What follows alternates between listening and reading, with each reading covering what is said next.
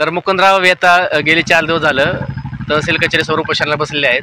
तर या ठिकाणी RPI आठवले पक्षाच्या माध्यमातून काही कार्यकर्त्यांनी त्यांना पाठिंबा जाहीर केलेला आहे. तर RPI आठवले पक्षाचे दौंड तालुक्याचे विद्यमान अध्यक्ष रोहितजी कांबळे आपल्यासोबत आहेत. तर या उपोषणासंदर्भात त्यांचं मनोगत काय आहे ते आपण जाणून घेणार आहोत. आज या ठिकाणी रोहित कांबळे दौंड तालुका अध्यक्ष RPI आठवले, स्वामी चिंचोलीमधील मुकुंद गोविंद वेता यांचा मला फोन आला की बाबा मी 4 दिवस झाले की उपोषणाला बसलो आहे.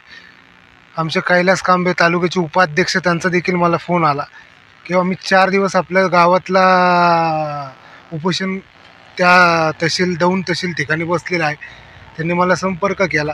मी ताबडतोब तिथं त्या ठिकाणी धाव घेतली आणि त्यांना बरेचसे प्रश्न विचारले की 4 दिवस बाबा कुठले अधिकारी आले नाहीत का, तहसीलदार आले नाहीत का, माननीय BDO साहेब आले नाहीत का. त्यांच्याकडे सर्व कागदपत्रांची नोंद व सगळं पत्रव्यवहार देवाणघेवाण आहे.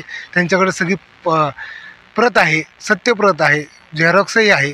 त्यांच्याकडे 4 दिवस झाले ते कोण प्रशासन दुर्लक्ष करतं किंवा कोणाच्या सांगण्यावरनं करत असेल त्याच्यात कोणी पोलीस प्रशासनाची किंवा प्रशासनाने दखल घ्यावी याच्या पक्षाच्या वतीने मागणी करतो. आणि जर का BDO साहेब माननीय तहसीलदार साहेब यांनी जर का येणाऱ्या म्हणजे एक आजचा दिवस जाऊन किंवा उद्याचा दिवस पालखीमध्ये बंदोबस्त असतील देखील त्यांचा पण आपण त्यांच्या मागं कामं असल्यामुळं आपण पण समजून घेण्याचा प्रयत्न करू.